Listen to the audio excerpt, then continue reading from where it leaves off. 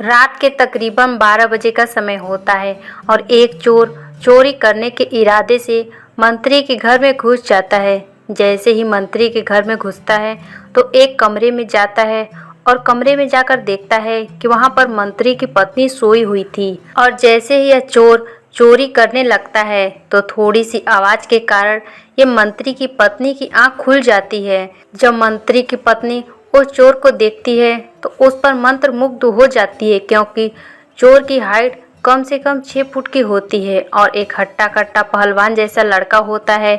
और मंत्री की पत्नी उस चोर को यह कहती है कि तुम्हें मेरा एक काम करना पड़ेगा। अगर तुम वो काम कर देते हो तो उसके बदले में जितना मर्जी पैसा ले जा सकते हो। और इस तरह से बातें करती हुई मंत्री की पत्नी अपने एक एक कपड़े को उतारने लगती है और कपड़े उतारने के बाद बिल्कुल नग्न अवस्था में इस चोर के सामने खड़े हो जाती है।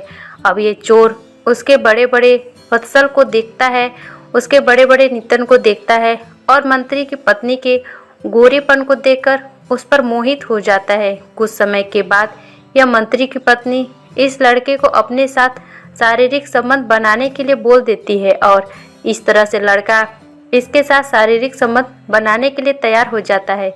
दरअसल दोस्तों, इस घटना की शुरुआत होती है उत्तर प्रदेश के लखनऊ शहर की मुलाना कॉलोनी से। इस मुलाना कॉलोनी में एक 44 साल का रामदयाल नाम का एक शख्स मंत्री होता है, जो कई साल मंत्री पद पर काम कर चुका होता है। मंत्री पद पर रहते उसने काफ़ी ज़्यादा पैसा कमाया था और इस पैसे को बिजनेस में लगाकर अब बिजनेस के कारण ये काफ़ी ज़्यादा मोटा पैसा कमाता है। इसकी पहली पत्नी की 2 साल पहले मौत हो चुकी है। इसकी केवल एक ही औलाद होती है जिसका नाम पायल होता है। पायल को 8वीं कक्षा में एडमिशन करवा देता है और एक हॉस्टल में ही रखता है। अब यह घर पर अकेला रहता है, लेकिन इसका अकेलापन इसको खाने लगता है और इसको एक दूसरी पत्नी की ज़रूरत पड़ती है।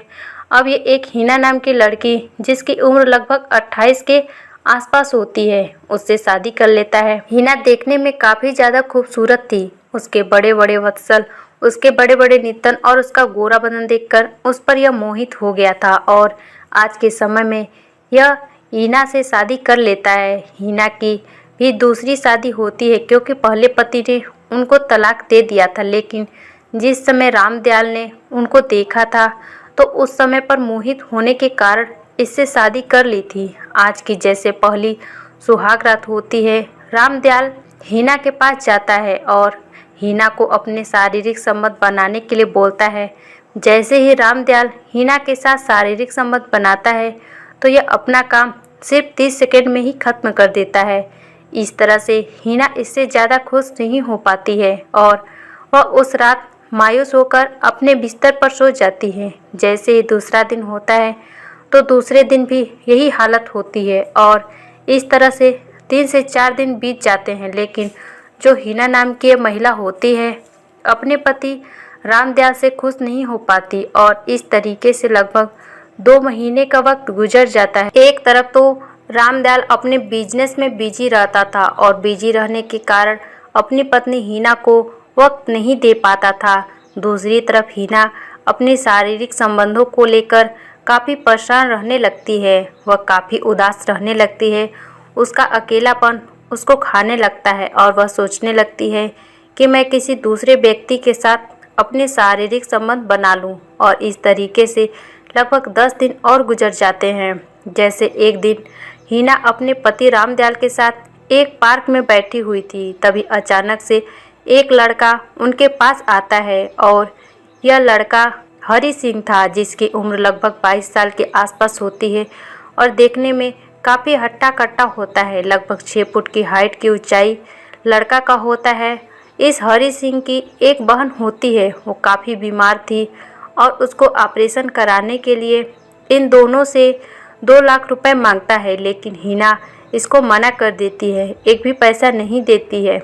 यह लड़का, जिसका नाम हरी सिंह होता है, मंत्री की पत्नी हिना से काफ़ी देर तक रिक्वेस्ट करता है, काफ़ी देर तक प्रार्थना करता है और मंत्री से भी यह काफ़ी देर तक प्रार्थना करता है, लेकिन मंत्री और मंत्री की पत्नी हिना दोनों इसको पैसा देने से मना कर देते हैं। यह लड़का काफ़ी जिद्दी किस्म का होता है और आज की रात ये इन दोनों के घर में चोरी करने के बारे में सोचने लगता है और यह सोचने लगता है कि मैं चोरी से जो भी पैसा कमा के लाऊंगा उस पैसे से अपनी बहन का ऑपरेशन कराऊंगा। जैसे ही शाम का वक्त होता है तो रामदयाल अपनी पत्नी हीना को यह कहता है कि मुझे बिजनेस के चलते किसी काम से बाहर जाना है और आज रात में घर पर नहीं आ पाऊंगा। रामदयाल अपनी पत्नी हीना से दो बातें कहकर अपने काम पर निकल जाता है और जैसे ही रात के 9 बजे का समय होता है तो हीना अपना खाना खाकर अपने बिस्तर पर चली जाती है और लगभग रात के 12 बजे का समय हो जाता है। यह हरि सिंह नाम का लड़का मंत्री के घर में चोरी करने के इरादे से घुसता है और जैसे ही यह हीना के कमरे में जाता है तो देखता है कि हीना सोई हुई थी और इस तरह से यह चोरी करने लग जाता है। और चोरी करने के दौरान थोड़ी आवाज़ आती है। उस आवाज़ के कारण हीना की आंख खुल जाती है और जैसे ही हीना इस चोर को देखती है तो इस पर मोहित हो जाती है और जब चोर के चेहरे से कपड़ा हटाया जाता है तो ये देखती है कि ये तो हरि सिंह नाम का वही लड़का होता है। अब इस हरि सिंह नाम के लड़के को पैसे की काफ़ी ज़्यादा ज़रूरत होती है और हीना इसकी कमज़ोरी को समझने लगती है। अब हीना इस लड़के को कहती है कि अगर तुम मेरा एक काम करते हो तो मैं तुम्हें काफ़ी ज़्यादा पैसा दूंगी। रामदयाल की पत्नी हीना यह सब बातें कहते हुए इस लड़के के सामने अपने कपड़े उतारना शुरू कर देती है। जैसे ये अपने कपड़े उतार कर इस लड़के के सामने यानी कि चोर के सामने नग्न खड़ी हो जाती है तो यह चोर जिसका नाम हरि सिंह था इसको एकटक देखता रहता है। इसके बड़े बड़े वर्ग को देखता है, इसके बड़े बड़े नितन को देखता है और इसके गोरे बदन को देखकर इस पर मोहित हो जाता है और इस तरह से हीना इस लड़के को अपने साथ शारीरिक संबंध बनाने के लिए कहती है। जिस समय ये लड़का इस हीना नाम की महिला के साथ अपने शारीरिक संबंध बनाता है तो हीना की चीखें निकाल देता है और आज की रात हीना के साथ यह चोर 2 से 3 बार अपने शारीरिक संबंध बनाता है और जैसे ही शारीरिक संबंध बनाता है तो हीना इसको खुश होकर फीस के तौर पर लगभग 2 लाख रुपए देकर यहाँ से भेज देती है।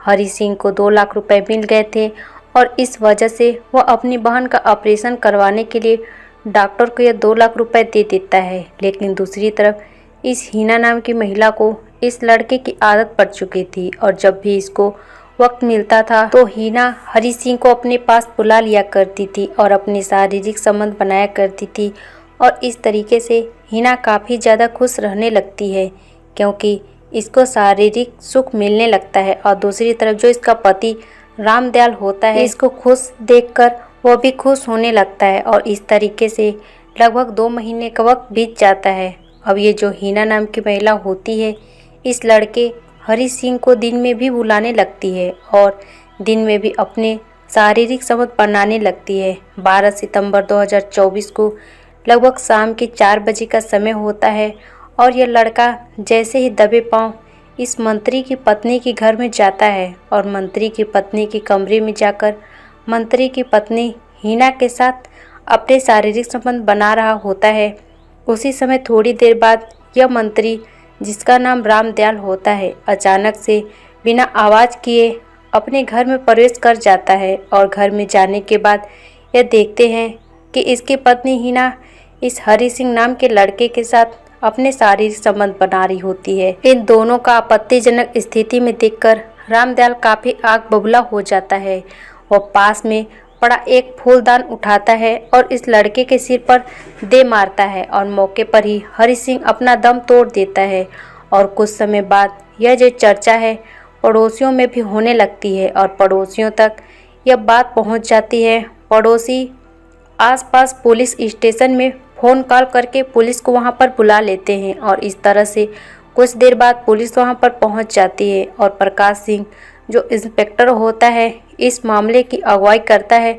और जैसे ही पड़ोसियों से यह पूछा जाता है कि इसकी हत्या किसने की है तो पड़ोसियों ने उस बात की गवाही देते हुए कहते हैं कि रामदयाल मंत्री साहब ने इसकी हत्या कर दी है। और इस तरीके से रामदयाल को वहां पर गिरफ्तार करके पुलिस स्टेशन ले जाया जाता है और पुलिस स्टेशन में ले जाकर उसके ऊपर काफ़ी ज़्यादा सताई कर दी जाती है। उस सताई के कारण वो पूरी घटना को बयां कर देता है और इस तरह से पुलिस उसके खिलाफ एक चार्जशीट तैयार करती है, उस पर एक मुकदमा चलाया जाता है।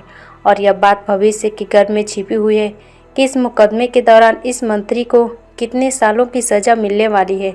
दरअसल इस पूरे घटनाक्रम में सबसे बड़ी गलती हिना की होती है, यानी कि मंत्री की पत्नी हिना की होती है।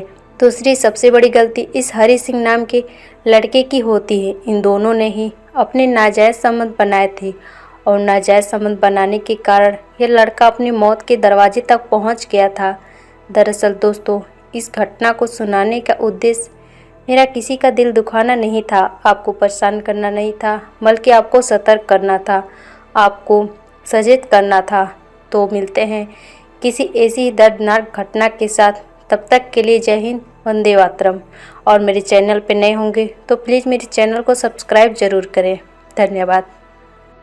दोस्तों, मेरी उम्र 23 साल है और अभी तक मेरी कोई बच्चा नहीं, क्योंकि मेरी शादी को अभी ज़्यादा दिन नहीं हुए थे, लगभग 2 साल पूरे होने वाले थे और मेरे पति अभी भी कुछ नहीं करता था। फिलहाल अपने पापा के पैसों पर ही जी रहा था, यानी ऐश कर रहा था। लेकिन दोस्तों, यह ज़िंदगी है, इस ज़िंदगी में कभी कुछ ऐसा हो जाता है जिसकी हम उम्मीद भी नहीं करते और वही मेरे साथ हुआ। एक दिन अचानक मेरे ससुर जी की तबीयत खराब हो गई और उसको अपने बिजनेस यानी कि अपनी फैक्ट्री को छोड़कर घर रहना पड़ा और फैक्ट्री को संभालने के लिए मेरे पति को जाना पड़ा। दोस्तों, यह कहानी अभी 4 दिन पहले की है, जो आपको मैं आज बताने वाली हूँ, क्योंकि मेरा फ़र्ज़ है आपको बताना। क्योंकि मैं आप लोगों की कहानी सुनती हूँ तो आपको भी इस कहानी को ज़रूर सुने, किस तरीके से मुझे मेरे ससुर ने वह सब किया, आपको आज बताने वाली हूँ। दोस्तों, मैं रसोई में खाना बना रही थी और मेरा पति अपने कमरे में बैठकर टीवी चला रहे थे। अचानक मेरे पति के पास मेरे ससुर जी का फ़ोन आया और उन्होंने कहा कि बेटे, आज बहुत ही तबीयत ख़राब है, लगता है मुझे बुखार चढ़ने वाला है, इसलिए तुम जल्दी फैक्ट्री में आ जाओ। मेरे पति ने कहा कि क्या हुआ है? पता नहीं बेटा, आज बहुत सर दर्द कर रहा है। अब यह बातें मैं अपने पति की रसोई में खड़े सुन रही थी, क्योंकि पति बहुत ही सीरियस होकर बात कर रहे थे। मैंने सोचा ऐसा क्या हो गया है। मेरे पति ने फ़ोन रख दिया और तुरंत कपड़े पहन लिए। मैंने अपने पति से पूछा कि क्या हुआ है, तुम कहाँ जा रहे हो? उन्होंने मुझे बताया कि पापा की तबीयत खराब हो चुकी है और उन्हें हॉस्पिटल लेकर जाना है। फिर पति से मेरे ससुर जी के पास आ गए और उन्हें फैक्ट्री लेकर हॉस्पिटल में लेकर चले गए और दवाई दारू कराकर लेकर आए। मैंने अपनी पत्नी से पूछा कि क्या है पापा जी? उन्होंने मुझे बताया तो शायद अटैक की शिकायत हो सकती है, इसलिए डॉक्टर ने कहा है कि इन्हें आराम करने को बोला है और इन पर काम का बोझ मत दो, इन्हें काम से दूर रखो। अब यह बात सुनकर मैं थोड़ी घबरा गई। इतना कहकर मेरे पति ने मुझे कहा कि मैं फैक्ट्री में जा रहा हूँ और पापा का बढ़िया से ख्याल रखना। थोड़ी देर बाद मेरे पति फैक्ट्री में चले गए। अब घर पर मैं और मेरे ससुर जी, मेरे पति अब आधी रात को भी नहीं आते थे, क्योंकि फैक्ट्री में एक आदमी का रुकना पड़ता था, क्योंकि जो काम करने वाले होते थे मैं सभी रात को चले जाते थे। तो दोस्तों, शाम के 7 बज चुके थे। मैंने अपने ससुर जी के लिए और मेरे लिए खाना बनाया और खाना तैयार करके मैं ससुर जी के कमरे में लेकर चली गई। दोस्तों, उस टाइम मेरे ससुर जी गहरी नींद में सोए हुए थे। मैंने उन्हें जगाया और कहा, लो पापा जी, खाना खा लो, उसके बाद दवाई भी लेनी है। यह सुनते ही मेरे ससुर जी खड़े हो गए और खाना खाने लगे। खाना खाने के बाद वो बर्तन लेकर वापस चले गए रसोई में, क्योंकि मुझे भी खाना खाना था। मैंने अपनी थाली में खाना रखा और खाना खाने बैठ गई। खाना खाकर लगभग 1 घंटे के बाद मैं अपने ससुर जी के कमरे में दूध और पानी लेकर गई, क्योंकि ससुर जी को दवाई लेनी थी। तो मैंने कहा, पापा जी दूध पी लो और लो पानी, और उसके बाद आप दवाई ले लो, दवाई लेकर आराम से सो जाना। दोस्तों, उस दिन तो मेरे ससुर जी ने मुझे कुछ भी नहीं कहा। उसने कहा, ठीक है बेटा, यहाँ रख दो, मैं ले लूँगा। मैंने कहा, मेरे सामने ले लो। फिर उन्होंने मेरे सामने दवाई ली और लेकर सो गए और मैं अपने कमरे में जाकर सो गई। दोस्तों, उस दिन के बाद ऐसे ही निकल गया। दोपहर में मेरे पति आए और थोड़ी देर रुके और फिर वापस चले गए। दोस्तों, शाम के वक्त उसी तरीके से मैंने खाना बनाया और अपने ससुर जी को कमरे में लेकर चली गई। ससुर जी उठे और वापस खाना एकदम खाकर लेट गए। दोस्तों, मेरा काम पूरा हो गया था और मैं वहाँ से आने लगी थी। ससुर जी ने मुझे कहा कि थोड़ी देर बहू मेरा सर दबा दो। मुझे बिल्कुल भी बुरा नहीं लगा। मैंने सोचा पापा जी का शायद सर दर्द कर रहा है, इसलिए कह रहे हैं। दोस्तों, मैं पापा जी का सर दबा रही थी। मैंने कुछ देर बाद देखा कि मेरे ससुर जी की आंखों में आंसू आ रहे थे। मैंने पापा जी से पूछा, पापा जी क्या हुआ, आप रो क्यों रहे हो? पापा जी ने कहा, कुछ नहीं बेटा, बस ऐसे ही। मैंने पूछा, बताओ पापा जी, अगर तुम्हें किसी बात की परेशानी हो तो मैं उनको फ़ोन करके बुला लेती हूँ। पापा जी बोले, बेटा नहीं, कोई ज़रूरत नहीं है, मैं ठीक हूँ। बस ऐसे ही आज तुम्हारी सास की याद आ गई। तुम्हें तो पता है उसके जाने के बाद मैं कितना अकेलापन महसूस करता हूँ, और तब भी उसकी याद आती है तो मुझे आंखों में आंसू आ जाते हैं। मैंने पापा से कहा, पापा, गए हुए लोग वापस कभी नहीं आते हैं। बहू, अब मैं क्या करूं? ज़िंदगी में बहुत ज़्यादा परेशान हूं। तुम्हारी सासू के जाने के बाद मैं पूरी तरीके से टूट चुका हूं। अब मुझे उसकी याद आती है। अब मैं अपने ससुर जी के बातों से कुछ अलग ही फील कर रही थी। मुझे लगा शायद पापा जी मुझे कुछ कहना चाहते हैं। फिर मेरे ससुर जी खड़े हो गए और जोर जोर से रोने लगे। मैंने कहा, पापा जी, क्या हो गया है तुमको? क्या कर रहे हो तुम? कलेश मत करो, तुम ज़्यादा बीमार हो जाओगे। डॉक्टर ने क्या कहा है? अगर तुम ज़्यादा चिंता करोगे तो बीमारी और भी बढ़ जाएगी। तो काफ़ी देर समझाने के बाद मेरे ससुर चुप हो गए और सो गए। दूसरे दिन भी दोस्तों यही हाल था और मैं अपने ससुर जी के कमरे में गई। मेरे ससुर जी वापस उसी तरीके से रोने लगे। मैंने सोचा कि अब क्या किया जाए जो कि ससुर जी इस चिंता से बाहर निकले। मैंने पूछा, पापा जी, आप रोज़ मेरे साथ ऐसा करके क्यों रोते हैं? मुझे भी परेशानी होती है, बताओ मैं आपके लिए क्या कर सकती हूँ? उन्होंने मुझसे कहा कि कुछ नहीं बेटा, बस जो मैं चाहता हूँ। मैंने पूछा कि आप क्या चाहते हो? मेरे पापा ने कहा कि बेटा, मुझे बहुत दिन हो गए हैं, मैं वहाँ पर नहीं गया। अगर आप पूरा नहीं मानोगे तो मेरी कुछ मदद कर दो। मैंने कहा, पापा कैसी मदद? मुझे खुलकर बता दो। पापा बोले, 20 जुलाई 2024 को 4 विदेशी महिलाएं जो कि रूस की होती हैं और जिनकी उम्र कम से कम 25 से 30 साल के बीच में होती है। चारों महिलाएं देखने में काफ़ी ज़्यादा खूबसूरत होती हैं। उन चारों के स्थल बहुत बड़े बड़े होते हैं और चारों के नितंब भी काफ़ी बड़े बड़े होते हैं। और इस तरह से वो मुंबई एयरपोर्ट पर उतरने के बाद जैसे एक होटल में प्रवेश करती हैं तो होटल के मालिक से कमरे के लिए पूछती हैं और होटल का मालिक उनको कमरा दे देता है। लगभग आधे घंटे के बाद उन चारों महिलाओं में से एक महिला होटल के मालिक के पास आती है और उसको यह कहती है कि अगर रात के लिए एक हिंदुस्तानी लड़का हमें मिल जाए तो आपकी बहुत ज़्यादा मेहरबानी होगी। और इस तरह से जो होटल का मालिक होता है धर्मवीर, वो एक सुरेश नाम के लड़के को इनके सामने खड़ा कर देता है। सुरेश लगभग 6 फीट की हाइट का होता है और एक हट्टा कट्टा नौजवान लड़का होता है। अब ये चारों महिलाएं यानी कि विदेशी महिलाएं इस सुरेश नाम के लड़के को अपने कमरे में लेकर जाती हैं और जैसे ही कमरे में लेकर जाती हैं तो लगभग आधे घंटे के बाद जो होटल का मालिक होता है धर्मवीर, उसको बहुत ही ज़ोर ज़ोर से चिल्लाने की आवाज़ सुनाई देती है। और उन चिल्लाने की आवाज़ों को सुनकर यह धर्मवीर जो होटल का मालिक होता है अपने कानों में उंगलियां डाल लेता है। दरअसल दोस्तों, इस घटना की शुरुआत होती है महाराष्ट्र के मुंबई शहर के मालाबार इलाके से। इन मालाबार इलाके में एक 22 साल का नौजवान लड़का होता है जिसका नाम सुरेश था।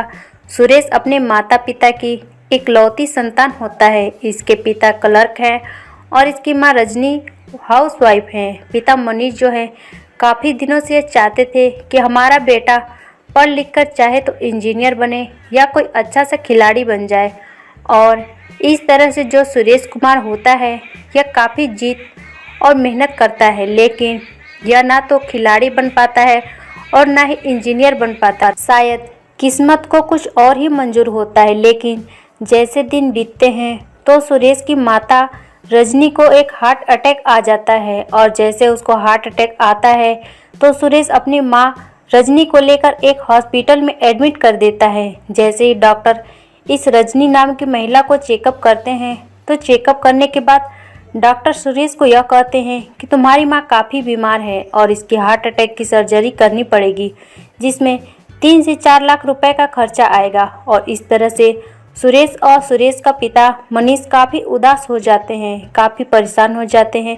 अब ये लड़का कई दिनों तक ऐसे ही घूमता फिरता रहता है और सोच में यानी कि चिंता में पड़ जाता है कि मेरी माँ का ऑपरेशन कैसे कराऊं। जब डॉक्टरों से यह पूछता है दोबारा तो डॉक्टर कहते हैं कि 6 महीने के अंदर ही तुम्हारी माँ का ऑपरेशन करना पड़ेगा।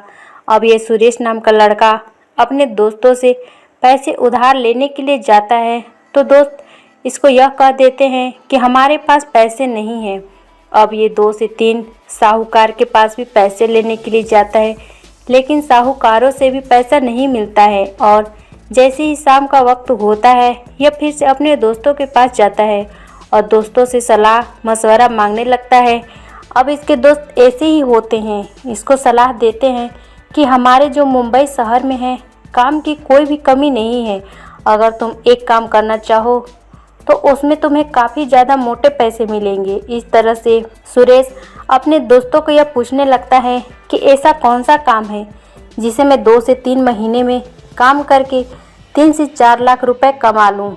अभी इसके 2 दोस्त होते हैं, क्या कहते हैं कि हमारे मुंबई में बहुत ज़्यादा काम है तो सेक्स वर्कर का काम शुरू कर दे, और सेक्स वर्कर का अगर तुम काम करते हैं तो इससे तुम्हारी जो आमदनी है, जो तुम्हारे पास बहुत ज़्यादा पैसे आने लगेंगे।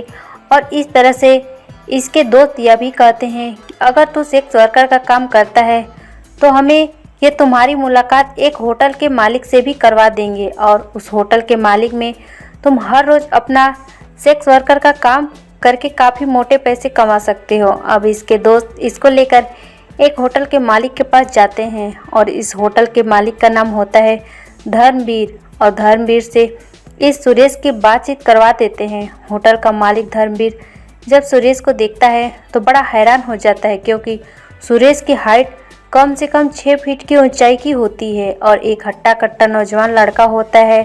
और इस तरह से धर्मवीर इसको अपने सेक्स वर्कर के काम में रख लेता है। अब जैसे ही अमीर घरों की लड़कियां इस होटल में आती थी और जैसे ही लड़कों की डिमांड रखती थी तो ये धर्मवीर इस सुरेश नाम के लड़के को उन अमीर लड़कियों के साथ सोने के लिए भेज दिया करता था। और इस तरह से यह सुरेश नाम का लड़का इन अमीर लड़कियों के साथ अपने शारीरिक संबंध बनाता था, और शारीरिक संबंध बनाकर उन अमीर लड़कियों से काफ़ी ज़्यादा पैसे वसूला करता था। कुछ समय बीत जाता है। जैसे ही 20 जुलाई 2024 का दिन आता है तो 4 विदेशी महिलाएं जो कि रूस की होती हैं और रूस से अपने इंडिया में यानी कि हिंदुस्तान में घूमने आती हैं। और ये चारों विदेशी महिलाएं जैसे ही मुंबई के एयरपोर्ट पर उतरती हैं तो चारों ही इसी होटल में आ जाती हैं और इस होटल के मालिक से कमरा मांगती हैं। और इस तरह से होटल का मालिक इनको एक कमरा दे देता है। लगभग आधे घंटे के बाद चारों सुंदर महिलाओं में से एक सुंदर महिला आकर इस होटल के मालिक धर्मवीर को यह कहती है कि अगर हमें कोई हिंदुस्तानी लड़का आज रात के लिए मिल जाए तो आपकी बहुत ज़्यादा मेहरबानी होगी।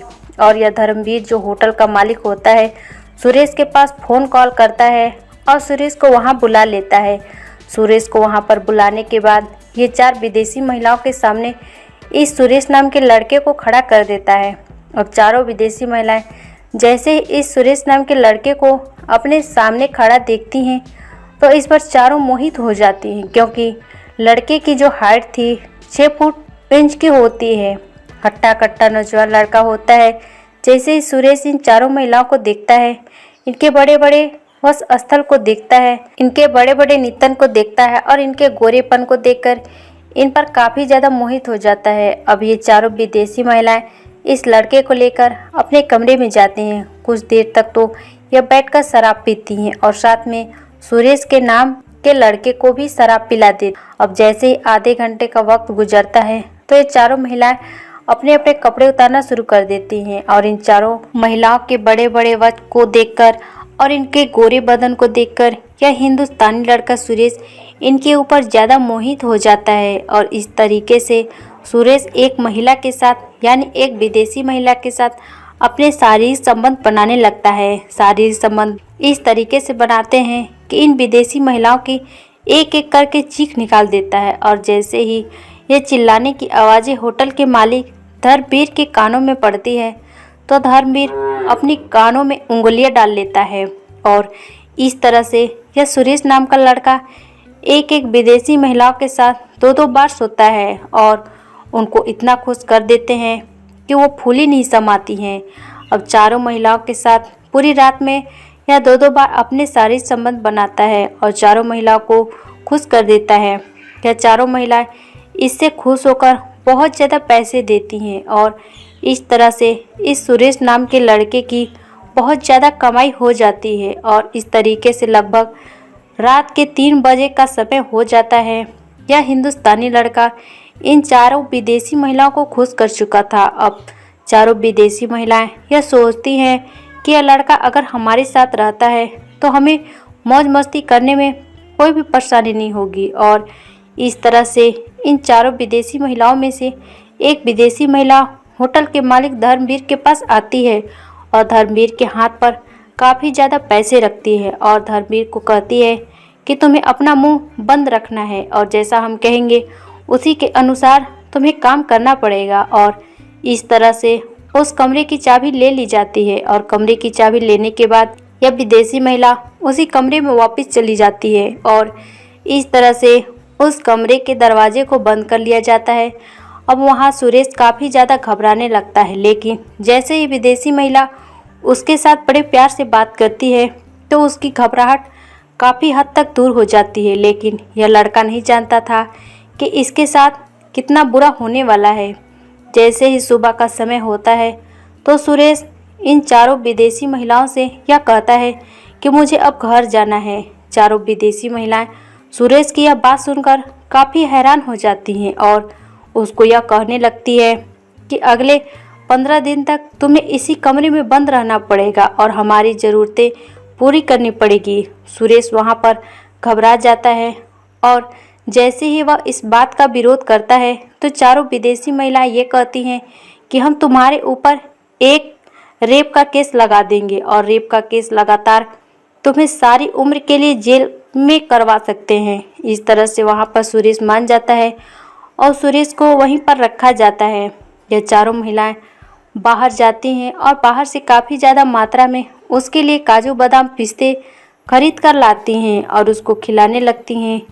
और इस तरह से अपने रात के समय ये चारों महिलाएं इस लड़के के साथ अपनी शारीरिक संबंध बनाती हैं और इस तरीके से लगभग 5 से 6 दिन का समय बीत जाता है। जैसे ही सुरेश अपने घर पर पहुंचता है तो सुरेश के माता पिता काफ़ी ज़्यादा परेशान होने लगते हैं और इसकी तलाश करना शुरू कर देते हैं।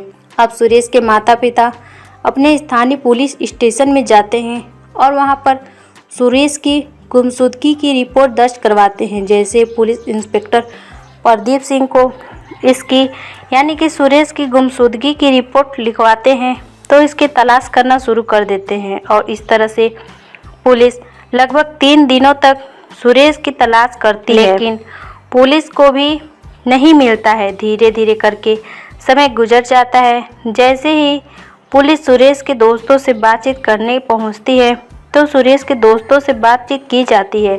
सुरेश के दोस्त उसको यानी कि पुलिस को यह बताते हैं कि 1 सप्ताह पहले हमने सुरेश को धर्मवीर के होटल की तरफ जाते हुए देखा था। अब पुलिस धर्मवीर के होटल तक पहुंच जाती है और जैसे पुलिस धर्मवीर के होटल में पहुंचती है तो सारे कमरे की चेकिंग की जाती है और चेकिंग के दौरान उस कमरे तक भी पहुंच जाती है जिस कमरे में सुरेश नाम के लड़के को कैद करके रखा गया था। अब पुलिस उस दरवाजे को खुलवाते हैं और जैसे ही पुलिस सुरेश को रस्सियों के साथ बंधा हुआ देखती है तो पुलिस वहां पर हैरान हो जाती है। अब ये चारों विदेशी महिलाएं वहां पर बैठी हुई मिलती हैं और वहां से इन चारों विदेशी महिलाओं को गिरफ्तार कर लिया जाता है। लेकिन जो मुंबई पुलिस होती है इस बात का सबसे बड़ा दोषी धर्मवीर को मानती है, क्योंकि यह सारा काम धर्मवीर के होटल में ही चलता था और इससे वहाँ से जो है धर्मवीर को भी गिरफ्तार कर लिए जाते हैं और उसके होटल को सील कर दिया जाता है। उसके होटल पर ताला लगा दिया जाता है। अब इन चारों महिलाओं को पुलिस स्टेशन ले जाया जाता है और पुलिस स्टेशन में ले जाने के बाद इनको लगभग 5 से 6 दिन के बाद हिंदुस्तान से वापस भेज दिया जाता है। और यहाँ पर सुरेश नाम के लड़के को काफ़ी बड़ी चेतावनी दी जाती है, काफ़ी वार्निंग दी जाती है और उसको भी वहाँ से रिहा कर दिया जाता है। इस पूरे घटनाक्रम में सबसे बड़ी गलती होती है होटल के मालिक धर्मवीर की। धर्मवीर के खिलाफ पुलिस जो है एक चार्जशीट तैयार करती है और उसके खिलाफ एक मुकदमा दायर कर दिया गया है। यहाँ पर देखने वाली सबसे बड़ी बात यह है कि सुरेश नाम का लड़का पैसों के लालच में आकर एक सेक्स वर्कर बन चुका था, लेकिन यह सेक्स वर्कर मजबूरी में बना था और इस तरह से इतने पैसे कमा लिए थे कि अपनी माँ का इलाज ये बड़ी आसानी से करवा सकता है और भविष्य में अपनी माँ का इलाज करवा भी लेगा। लेकिन यह इसने जुर्म का रास्ता तैयार किया था, जिसके कारण इसकी काफ़ी वहाँ पर बदनामी हुई। दरअसल दोस्तों, इस घटना को सुनाने का उद्देश्य किसी का दिल दुखाना नहीं, आपको परेशान करना नहीं था, बल्कि आपको सतर्क करना था। तो मिलते हैं किसी ऐसी दर्दनाक घटना के साथ, तब तक के लिए जय हिंद, वंदे मातरम। जब मैं 19 साल का हुआ तो मेरी मौसी हमारे घर में ही काम करती थी। मेरे माँ बाप कुछ महीनों के लिए इंडिया से बाहर गए थे। मौसी 40 साल की खूबसूरत महिला थी। वह हमेशा मुझे नहलाने की जिद करती थी। वह यह समझने को तैयार नहीं थी कि मैं अब बड़ा हो गया हूँ। ऐसे ही एक दिन उसने मुझसे कहा, जब तुम छोटे थे तो मैंने तुम्हें अपने कंधे पर बिठाकर खिलाया था। और मैंने कहा, मौसी मुझे शर्मिंदा मत करो। फिर मौसी ने मुझे ज़ोर से पकड़ लिया और अपने आगोश में भरकर मेरा नाम साहिल है और मेरी उम्र अभी 19 साल है। दोस्तों, कहते हैं कि मौसी माँ का दूसरा रूप होती हैं, लेकिन मैंने कभी नहीं सोचा था कि मुझे अपनी मौसी के साथ यह सब करने का मौका मिलेगा। मुझे कुछ पता था कि जिससे बचपन में मेरा इतना ख्याल रखा, उसका मेरे प्रति नज़रिया इस तरह बदल जाएगा। या एक बार मेरे माता पिता 2 महीने के लिए विदेश चले गए।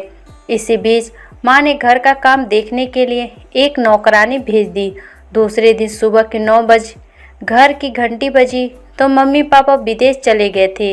इसलिए मैंने जैसे ही दरवाज़ा खोला तो देखा कि मेरे सामने एक लंबी सी गठीली बदन वाली खूबसूरत औरत खड़ी है और दिखने में गोरी चिट्ठी थी। वो बोली, इस घर में एक नौकरानी की ज़रूरत थी ना। मैंने कहा, हाँ मेरी माँ ने आपको बुलाया होगा। फिर मैंने उस औरत को तुरंत अपने घर के अंदर बुला लिया। फिर मैंने उसे घर की रसोई दिखाई, लेकिन वह औरत कुछ ज़्यादा ही तेज़ निकली। उसे तुरंत पता चल जाता है कि रसोई में क्या चीज़ कहाँ रखी है। फिर मैंने अपनी माँ को फ़ोन करके बताया कि घर की नौकरानी आई है। नौकरानी के आने की खबर सुनकर माँ की चिंता दूर हो गई। दिन भर के काम के बाद जब शाम को नौकरानी को छुट्टी का समय आया, फिर उसने कहा, साहिल मैं सुबह से तुम्हारे साथ हूँ, लेकिन तुम अभी भी मुझे पहचान नहीं पाए। उसकी बात सुनकर मैं हैरान हो गया। मैंने उससे कहा, मैं जानता हूँ कि तुम एक काम करने वाली महिला हो, आपकी दूसरी पहचान क्या होगी भला? इस पर वह बोली, मैं इस घर में नौकरानी बनकर ज़रूर आई हूँ, लेकिन इससे पहले मैं तुम्हारी मुँह बोली मौसी के नाम से जानी जाती थी। मेरा नाम कमला है। मैंने बचपन से तुम्हारा बहुत ख्याल रखा है। मैं तुम्हारी मौसी हूँ। मेरी देखभाल के लिए मेरी माँ ने मौसी को भेजा था। यह मुझे पता ही नहीं था। मुझे नहीं पता था कि कमला जी मेरी मौसी हैं। जब बच्चा बड़ा हो जाता है तो उसे बचपन की बातें भी याद नहीं रहती और मेरे साथ भी वही हुआ, लेकिन मुझे उनका नाम याद नहीं था। इसलिए जैसे ही कमला मौसी ने मेरा हाथ अपने हाथ में लिया, मुझे उनके स्पर्श से माँ का एहसास हुआ। मैंने उनसे कहा, आज मैं इतने सालों बाद अपनी मौसी से मिला था, इसलिए मैं बहुत खुश था। जब उन्होंने देखा कि मैं उन्हें पहचान लिया है तो उसके चेहरे पर भी मुस्कान आ गई। शाम के 6 बज रहे थे तो मैंने मौसी से कहा कि अब घर का सारा काम हो गया है, अब आप जा सकती हैं, कल समय पर काम पर आ जाइएगा। इस पर वो बोली, साहिल बेटा, मेरे पास अपना मकान नहीं है, अगर आप मेरी सैलरी में से मुझे 2 पैसे कम भी दोगे तो भी चलेगा, लेकिन अगर मुझे रहने के लिए यहाँ कमरा मिल जाए तो अच्छा रहेगा। फिर मैंने अपनी माँ को फ़ोन किया, मैंने अपने माँ को सब कुछ बता दिया। तब माँ ने कहा कि हमारे घर में कई कमरे खाली हैं, उसे एक कमरा दे दो, अगर वह घर में रहेगी तो तुमको कुछ भी चाहिए होगा तो वह तुरंत लाकर तुम्हें दे देगी, तुम्हें भी कोई छोटा बड़ा काम करने की ज़रूरत नहीं पड़ेगी। माँ की बात मानकर मैंने उन्हें घर में एक कमरा दे दिया। वो अपने साथ कोई भी कपड़ा नहीं लाई थी, इसलिए मैंने उन्हें अपनी माँ की कुछ पुरानी साड़ियाँ भी दे दी और अपनी माँ के ही कमरे में चेंज करने को बोल दिया और मैं बाहर आ गया। लगभग 10 मिनट के बाद मैं माँ के कमरे में दाखिल हो गया, क्योंकि मैं उनके कमरे से मोबाइल चार्जर लेना चाहता था। मैं भूल गया था कि मौसी वहाँ कपड़े बदल रही थी। मौसी को कपड़े बदलते देखा तो मैंने तुरंत अपनी आंखें बंद कर ली, लेकिन मौसी को मुझे वहाँ देखकर कोई भी शर्म नहीं आई। फिर उन्होंने कहा, साहिल, आओ मेरे सामने बैठो और मुझे बताओ कि तुम्हारी माँ की यह साड़ी मुझ पर कैसी लग रही है। जब वह अपने कपड़े बदल रही थी तब भी वह मुझे अपने सामने बुला रही थी, लेकिन मुझे यह सही नहीं लग रहा था। मौसी देखने में बहुत सुंदर थी, वह 40 साल की थी, लेकिन उनका शरीर बिल्कुल भी एक अधेड़ उम्र की औरत का नहीं लगता था। कुछ ही देर में वो मेरी माँ की साड़ी पहनकर उनके कमरे से बाहर आ गई। उस पुरानी साड़ी में भी कमला मौसी बेहद खूबसूरत लग रही थी। ऐसे ही कुछ दिन बीत गए, उन्हें काम पर घर आए 10 दिन हो गए थे। फिर उन्होंने मुझे अपने बचपन की यादों के बारे में बताया। यादों को सुनकर वह छोटा लड़का जो हमेशा अपने मोबाइल में व्यस्त रहता था, अब उसे अपने बचपन की यादें याद आने लगी थी। कमला मौसी ने मुझे थोड़ा परेशान कर दिया था। उसे आए हुए कुछ दिन ही हुए थे, तभी उसने मुझसे कहा कि साहिल, आज मैं तुम्हें अपने हाथों से नहलाऊंगी। मौसी मेरे कमरे में बैठी हुई है, उसने मुझसे कहा, तुम मेरे साथ नहीं नहाए, लेकिन अब मुझे तुम्हारे गीले बालों को पोंछना है। मैं उनके सामने अपना सर झुकाकर उन्हें अपना तौलिया दे दिया। फिर मैं उनके सामने बैठ गया।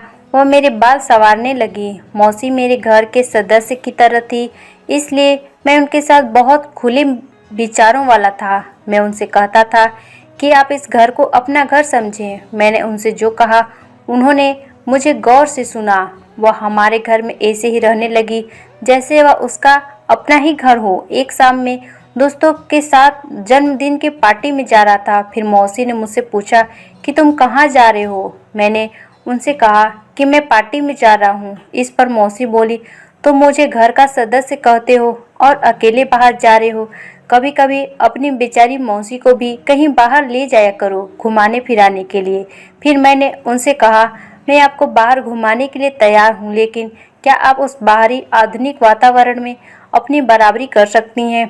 इस पर उन्होंने मुझे सहमति दी। फिर मैं उन्हें माँ के कमरे से एक अच्छी साड़ी पहनाकर तैयार होने के लिए कह दिया, क्योंकि वह पार्टी शानदार थी। जब वह तैयार होकर माँ के कमरे से बाहर आई तो उन्हें देखकर मेरी आंखें चमक उठी, क्योंकि मौसी की सुंदरता की चमक ने तुरंत मेरी नज़र खींच ली थी। मुझे लगा कि वह उम्र दरार है, लेकिन वह तो बहुत ही खूबसूरत लग रही थी। वो मेरी माँ के कमरे से साड़ी नहीं बल्कि उनकी आधी साड़ी पहनकर आई थी और उन्होंने एक मॉडल की तरह मेकअप किया था। वह देखने में बहुत सुंदर लग रही थी। आज मैंने उन्हें एक ऐसी महिला को देखा जो साधारण साड़ी में भी एक अलग ही अवतार में नजर आ रही थी। वह बिल्कुल भी 40 साल की नहीं लग रही थी। उस ड्रेस में उनका शरीर भी बेहद नाजुक और लचीला लग रहा था। उनके वजूद पर जब मेरी नज़र गई तो मैंने शर्म से अपना सर झुका लिया। फिर जैसे ही मौसी मेरी ओर बढ़ी, उनका पैर उसकी हील वाले सैंडल से फिसल गया और वह मेरे ऊपर आकर गिर गई। अब उनकी सुंदरता की महक की खुशबू मेरी चारों ओर फैल गई थी और उनका वजूद मुझसे टकरा गया। मैं एक अलग फीलिंग महसूस करने लगा था, लेकिन मौसी मेरे ऊपर से उठ नहीं रही थी। उन्होंने मुझे कसकर दबोच लिया। फिर मेरी हालत बिगड़ने लगी। मेरा खुद पर काबू पाना नामुमकिन हो रहा था, इसलिए पहले कि हमारे बीच में कुछ होता, अचानक मौसी हिली। तब जाकर मुझे भी होश आया और मैंने उन्हें धक्का देकर अपने ऊपर से दूर किया। मैंने उनसे कहा, आपने जो भी मैं कोवर किया है इससे आप एक मॉडल की तरह दिख रही हैं। यह सब तो ठीक है, लेकिन कृपया आप हील्स ना पहने, मुझे आपको हर कदम पर उठाना पड़ेगा। फिर उन्होंने हील वाली सैंडल एक तरफ रख दी और मेरी माँ की दूसरी फ्लैट सैंडल पहन ली। जब हम दोनों कार में बैठकर पार्टी के लिए निकले तो मेरी नज़र मौसी के वजूद पर थी। पार्टी में भी मेरे दोस्तों को लगा कि वह मेरी गर्लफ्रेंड है। सचमुच वह एक गर्लफ्रेंड की तरह लग रही थी, इसलिए पार्टी में मेरे सभी दोस्तों ने सोचा कि वह मेरी प्रेमिका थी। लेकिन मौसी ने गलतफहमी दूर करने के लिए बजाय और भ्रम में पैदा कर दिया।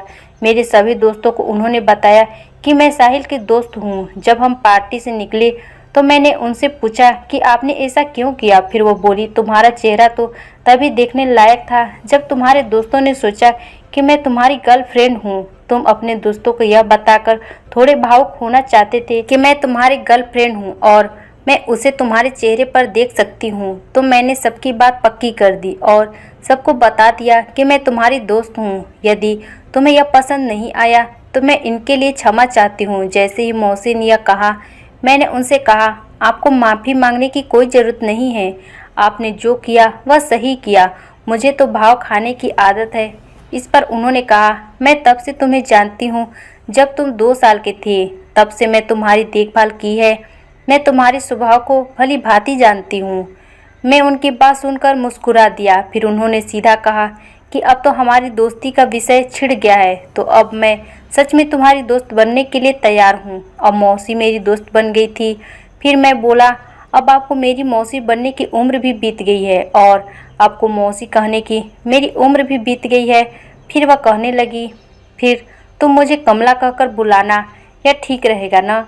वह 40 साल की महिला थी, इसलिए मुझे उन्हें उनके नाम से बुलाने में थोड़ी शर्म आ रही थी, लेकिन देखने में वह एक खूबसूरत जवान लड़की की तरह लग रही थी, इसलिए तो मेरे मुंह से कम शब्द निकल गया।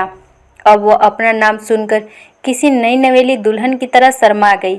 फिर हम बातें करते हुए घर पहुँचे और अब दोनों थक गए थे, इसलिए घर पहुँचते ही हम अपने अपने कमरे में चले गए। अगले दिन मैं असमंजस में था कि कॉलेज जाने से पहले कौन सी शर्ट पहनूं। जैसे ही मैंने अपनी माँ को फ़ोन करके पूछना शुरू किया कि मुझे कौन सी शर्ट पहननी चाहिए, तभी कमला कमरे में दाखिल हुई। फिर उसने मुझसे फ़ोन रखने को कहा। फिर उसने कहा कि जब तुम्हारी कमला घर पर है तो तुम्हें अपनी माँ को फ़ोन करके परेशान करने की क्या ज़रूरत है। तुम क्या चाहते हो, क्या नहीं चाहते हो, अब यह मेरी जिम्मेदारी है। तो फिर तुम मुझसे यह भी पूछ सकते हो, मेरी पसंद इतनी भी बुरी नहीं है। फिर कमला ने मुझे अपनी पसंद की एक शर्ट निकाल कर दी। उसे पहनने के बाद मैं तैयार होकर कॉलेज के लिए निकल गया। उस रात कमला मेरे कमरे में आई। उसने मुझसे कहा, तुम बहुत थक गए हो, इसलिए आज मैं तुम्हारे सर में तेल की मालिश करूंगी। जैसे ही उसका हाथ मेरे बालों में घूमने लगा, रोंगटे खड़े हो गए। फिर धीरे धीरे उनका हाथ मेरे बालों से मेरी पीठ पर चला गया। माँ के पास यह सब करने का बिल्कुल भी समय नहीं था। मुझे तो याद भी नहीं आया कि मेरी माँ ने मुझे कब ऐसे तेल की मालिश की थी। वह तो अपने काम में व्यस्त रहती थी, इसलिए उन्हें टाइम नहीं मिलता था। लेकिन आज कमला अपने हाथों से मेरे सर की मालिश कर रही थी। जब वह मालिश कर रही थी तो मुझे गहरी नींद आ गई। अगले दिन जब मैं उठा तो मैंने देखा कि कमला मेरे पैरों के पास सो रही है। जागते ही मैंने उसे जगाया। फिर मैंने उनसे कहा, आप यहाँ मेरे पैरों के पास क्या कर रही हो। उन्होंने कहा, कल जब मैंने तुम्हें तेल की मालिश की थी तो मेरी भी आंख लग गई थी। आज सुबह कमला ने मुझसे एक सवाल पूछा जिसने मुझे सोचने पर मजबूर कर दिया। उन्होंने कहा, रात को कुछ देर के लिए मैंने तुम्हारे कंधे पर हाथ रखा था तो तुम तुरंत सो गए थे। क्या तुम्हारी माँ तुम्हें समय देती थी? क्या तुम्हें कभी सर की मालिश नहीं की गई? मैंने उनसे यह नहीं बताया कि मेरी माँ को अपने काम से मेरे लिए समय नहीं मिलता। इन सब के विपरीत मैंने उनसे कहा, ऐसा कुछ नहीं है, मेरी माँ मेरा बहुत ख्याल रखती है। फिर कमला ने सिर हिलाया और बाहर चली गई। कुछ ही देर में हम दोनों नाश्ते की टेबल पर बैठ गए। तभी घर की घंटी बजी। मम्मी पापा दोनों घर आ गए थे। मैं अपने माता पिता को देखकर बहुत खुश हुआ। जब माँ और पापा दोनों घर आए तो पापा की नज़र भी मेरी तरह कमला जी पर थी। वह उन्हें ऊपर से नीचे तक देख रहे थे और आज तो वह भी बहुत ज़्यादा खूबसूरत लग रही थी। पापा की नज़रें उन पर से हटने के लिए तैयार नहीं था। पापा के गले से लग गया कि माँ कमला जी को बहुत अच्छे से जानती थी, इसलिए माँ उनके गले से लग गई। उसी दिन रात को भोजन करते समय मैंने पापा को फिर से अलग तरह की नज़रों से कमला की ओर देखते हुए देखा। मुझे समझ में नहीं आ रहा था कि वह उन्हें इतना ध्यान से क्यों घूर रहे हैं। उनका इस तरह उन्हें घूरना मुझे परेशान कर रहा था। रात को खाना खाने के बाद वह अपने कमरे में चले गए, लेकिन कमला अभी किचन की सफाई कर रही थी। किचन साफ करने के बाद वह भी अपने कमरे में चली गई। कुछ देर बाद मैं भी उनसे मिलने उनके कमरे में चला गया, क्योंकि आज हमारे पास कहने को कुछ था। कमला मुझे अपने कमरे में देखकर चौंक गई। फिर मैंने उनसे कहा, आपको इतना डरने की ज़रूरत नहीं है, मैं हूँ आपका साहिल। इस पर कमला बोली, तुम इतने अचानक से आए कि मैं थोड़ा डर गई थी। बताओ, कुछ काम था क्या? मैंने कहा, नहीं कमला, कोई काम नहीं था। हमने आज ज़्यादा बात नहीं की, इसलिए मैं आपसे मिलने आ गया। और उन्होंने कहा, ठीक है, अगर तुम्हें मेरी ज़रूरत हो तो आधी रात को भी मुझे फ़ोन कर सकते हो, मैं तुम्हारे लिए यहाँ पर। मुझसे बिना कोई सवाल किए वो मेरी बात मान गई। फिर मैं तुरंत उसके कमरे से निकल गया। अगले दिन सुबह के 10 बज गए। अभी तक नाश्ता नहीं बना था। कमला जी, जो हर दिन मेरे लिए 8 बजे नाश्ता लाती थी, आज 9 बजे तक नहीं लाई थी। इसलिए मैं रसोई में यह देखने गया कि नाश्ते में देर क्यों हो रही है। मैं जैसे ही किचन में गया तो देखा कि कमला अपना चेहरा नीचे किए ही खड़ी थी। वह गहरी सोच में पड़ी थी। मैंने उनसे पूछा कि क्या हुआ। फिर वो बोली, तुम्हारे पापा। वह आगे कुछ कहने ही वाली थी कि तभी पापा रसोई में आ गए। पापा को देखकर उन्होंने अपना सर मेरी ओर घुमा लिया। कल जब से पापा घर आए हैं, तब से पापा की बुरी नज़र कमला जी पर थी। मैं उस पर उसकी बुरी नज़र देख सकता था। कमला सिर्फ मेरी मौसी नहीं थी, बल्कि अब हमारे बीच दोस्ती हो गई थी। मैं उसके साथ इस तरह दुर्व्यवहार होते हुए नहीं देख सकता था। मैं जानना चाहता था कि एक दिन में पापा ने उसके साथ ऐसा क्या किया कि वह इतनी डर गई है। मैं आज रात सोने के लिए अपने कमरे में चला गया, लेकिन मेरा मन बेचैन हो रहा था। मैंने सोचा कि मुझे कमला को देखना चाहिए, इसलिए मैं अपना कमरा छोड़कर सीधा कमला के कमरे में चला गया। जब उनके कमरे के पास पहुंचा तो देखा कि मेरे पापा कमला जी के कमरे में थे। उन्होंने उनके हाथों में ढेर सारे नोट रख दिए। कहीं पापा ने उनके साथ कुछ गलत तो नहीं किया? पापा उन्हें अचानक इतने पैसे क्यों दे रहे थे? सामने का दृश्य देखकर मेरे मन में एक प्रश्न उठा। कमला जी पापा से कह रही थी कि जब तक मैं साहिल से नहीं मिलूंगी, मैं इस घर से नहीं जाऊंगी। फिर मैं सोचने लगा कि शायद वो मुझसे प्यार करने लगी है, इसलिए बिना समय बर्बाद किए मैं उसके कमरे में चला गया। फिर मैंने पापा से कहा, आप कमला के साथ क्या कर रहे हैं? मैंने पापा से सवाल किया तो वहीं मम्मी भी कमरे में आ गई। जब उन्होंने मुझे वहां देखा तो उनके चेहरे पर 12 बज गए थे। माँ और पापा के चेहरे पर और अधिक परेशानी नजर आने लगी। फिर मेरे माता पिता मुझसे कह रहे थे, तुम अपने कमरे में जाओ। मैंने उनसे कहा, मैं अब बच्चा नहीं हूँ, मैं जानना चाहता हूँ कि यहाँ क्या हो रहा है और आपने कमला के साथ क्या किया है। तभी कमला मेरे पास आई और मेरे गले से लगकर रोने लगी। फिर कमला कहने लगी, साहिल, तुम ही हो इस घर में जो मुझे समझते हो। जब से मैं इस घर में आई हूँ, मैं तुम्हें इन लोगों के बारे में सच्चाई बताना चाहती हूँ, लेकिन मैं एक इंसान होने के नाते चुप रही। कमला ने कुछ शब्दों कहे और फिर मेरी गर्दन से चिपक कर रोने लगी। मैंने भी अपने माता पिता के सामने उसे अपनी बाहों में ले लिया और अपने माता पिता से कहा कि अगर आप किसी गरीब महिला के साथ कुछ भी बुरा करेंगे तो मैं इसे बर्दाश्त नहीं करूँगा। तब माँ ने कमला से कहा, बेहतर होगा कि तुम चुपचाप रहो और यहाँ से चली जाओ। अचानक कमला मेरी माँ पर चिल्लाने लगी। उसने कहा कि अब मैं चुप नहीं रहूँगी, मैं साहिल को तुम्हारी सारी सच्चाई बताकर रहूँगी। फिर वह कहने लगी, साहिल, तुम अपने अमीर बाप के बेटे नहीं हो, तुम मेरी बड़ी बहन के बेटे हो। तुम्हारी माँ का नाम रागनी है। रागनी कुछ साल पहले इस घर के काम कर रही थी। उसने 2 जुड़वा बच्चों को जन्म दिया था। उनमें से एक को तुम्हारे पापा ने तुम्हें गोद लिया। अब मैं तुम्हारे दूसरे भाई की देखभाल कर रही हूँ। मैं तुम्हारी भी अच्छी देखभाल करूँगी।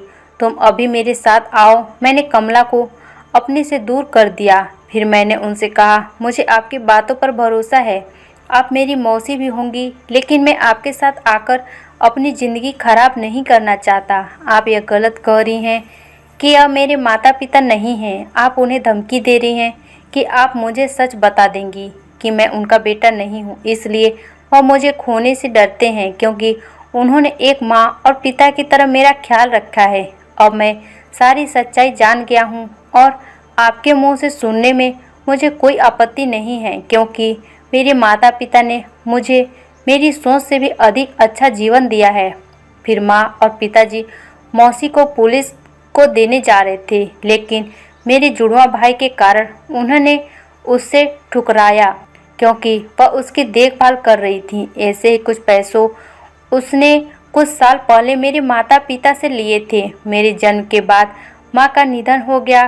कमला मेरे बड़े भाई की ठीक से देखभाल नहीं की, उसने उसे उचित संस्कार नहीं दिए थे, इसलिए आज उसकी हालत खराब थी। मेरा भाई गलत संगतों में पड़ गया था। वह इधर उधर से चोरी करके अपना मनोरंजन करती थी और अब भी वह मेरे माता पिता से पैसे ऐंठने के लिए आई थी। उसने घर से कुछ गहने चुरा लिए थे। वह उससे संतुष्ट नहीं थी। उसने मेरे माता पिता से 20 लाख रुपए की मांग की थी, लेकिन इस बार मेरे माता पिता ने उसे मना कर दिया, इसलिए वह उन्हें धमकी दे रही थी और मेरे माँ बाप उसे कुछ पैसे देकर हमारे घर से बाहर निकाल रहे थे। उसने मेरा भरोसा जीतने की अच्छी कोशिश की थी। वह मुझे अपने प्यार के जाल में फंसाना चाहती थी, लेकिन जैसे उसकी सच्चाई सामने आई तो मेरे मन से उसके लिए प्यार निकल गया। कुछ साल पहले मेरे माता पिता ने मुझे गोद लेने के लिए कमला को पैसे दिए थे, लेकिन वह उन पैसों का ठीक से इस्तेमाल नहीं कर पाई। ना ही वह मेरे बड़े भाई को अच्छी परवरिश दे सकती है कि अगर उन्होंने समय रहते उस पैसे और समय की कदर की होती तो आज मेरा भाई बेहतर रास्ते पर होता। लेकिन मौसी ने ना तो उसे अच्छे संस्कार दिए और ना ही अच्छी शिक्षा दी, इसलिए मेरे माता पिता ने बड़े भाई को भी गोद ले लिया और उसे भी मेरी तरह अपनी औलाद की तरह समझने लगे और मौसी को हमेशा के लिए इस घर से निकाल दिया। मैं अपने माँ बाप का बहुत बहुत आभारी हूँ, जो उन्होंने मुझे और मेरे भाई को इतनी अच्छी ज़िंदगी दी। अगर वक्त रहते मुझे मौसी की सच्चाई ना पता चलती तो मैं बुरी तरह से उनके जाल में फंस जाता। कुछ लोग पैसों की लालच में आकर रिश्तों को मान मर्यादा बिल्कुल ही करना भूल जाते हैं। तो दोस्तों, यह थी आज की कहानी। आपको कैसी लगी हमें कमेंट करके ज़रूर बताएं। वीडियो अच्छी लगी हो तो मेरे चैनल को सब्सक्राइब भी ज़रूर कीजिएगा। मिलते हैं अगली कहानी में, तब तक अपना ख्याल रखिए। धन्यवाद।